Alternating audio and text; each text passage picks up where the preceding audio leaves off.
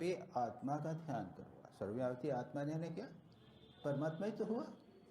हम लोग परमात्मा की तो बात करते हैं, क्या हम परमात्मा ध्यान कर सकते हैं? कोई ना कोई रूप चाहिए हमको। ऑल परवेडिंग कॉन्शियसनेस, यानी परमात्मा का ध्यान करो। परमात्मा सबके इष्ट हैं। All pervading consciousness is the इष्ट ऑफ ऑल।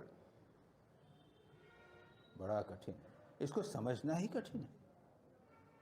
अगर नहीं कर सको तो अपने इष्ट का चिंतन करो, रामकृष्ण का चिंतन करो। और मैंने उनकी इंस्ट्रक्शंस जो मंत्र की दीक्षा के समय वो इंडिविजुअल व्यक्तियों को अलग अलग दीक्षा देते थे, लेकिन इंस्ट्रक्शन के बाद जब उसके पहले या बाद में जब 25, 30, 50 लोगों को दीक्षा होने वाली है तो उनको वह उपदेश दिया करते थे। उपदेश में वे ये चीज़ें कहते थे। ये फिलोसफी कहते थे।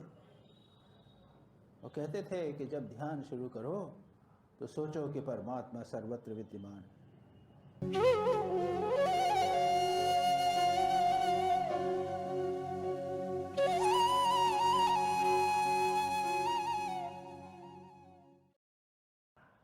एक प्रकाश है सर्वत्र विद्यमान।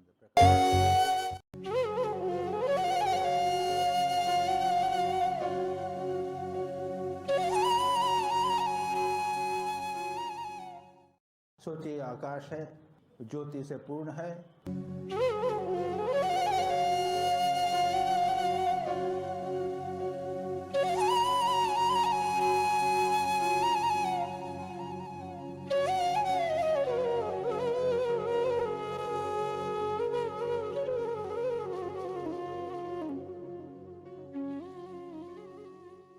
उस ज्योति ने आपका एक रूप ले लिया।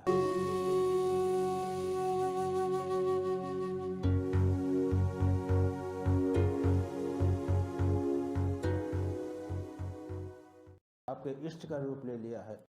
तो आप एक रूपवान हो, वो भी रूपवान है, लेकिन वो दोनों उस परमात्मा सत्ता के ही रूप हैं। आप ही ज्योति स्वरूप हो, परमात्मा आपका रूप हो गया है।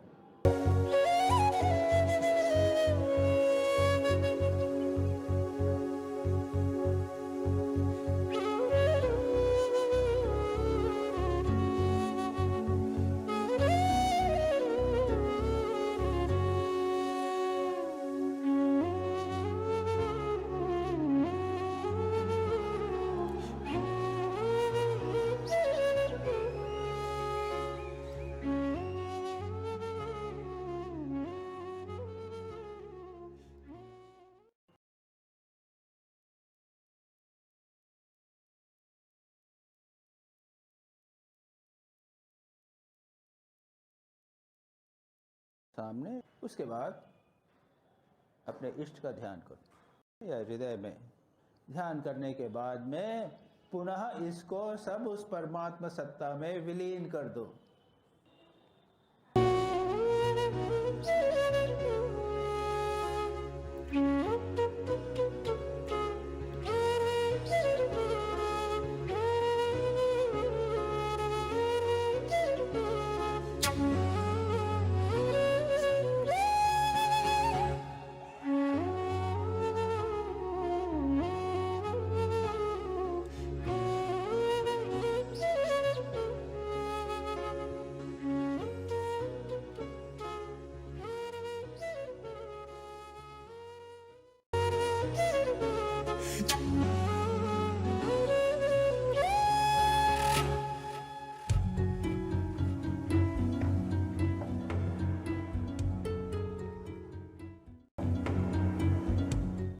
देखिए कैसा उच्च कंसेप्ट, उच्चतम कंसेप्ट। ठीक है, हम उस स्तर पर नहीं पहुंच सकते, रूप के ऊपर परे नहीं पहुंच सकते। हम अपने आप को देह समझते हैं, तो हमारे इष्ट को भी हमें देह समझना पड़ेगा। कि उसके बाद में याद रखिए, अल्टीमेटली याद रखिए कि परमात्मा वही है। श्री राम कृष्ण क्या हैं? श्री राम कृष्ण परमात्मा ही तो हैं, सब जानते हैं, हम बोलते हैं, लेकिन कभी सोचते हैं परमात्मा को?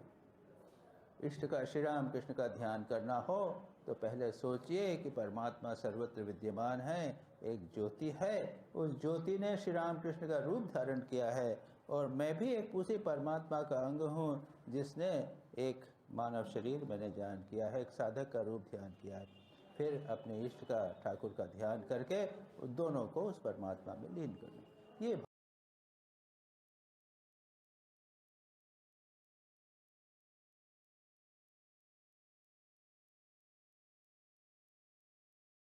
भाव हमेशा कभी भी हमें नहीं भूलना चाहिए। तो ये तो मैंने कहा, ये क्या है? एक निराकार ध्यान, इसका एक भाव हमारे पीछे बना रहता है।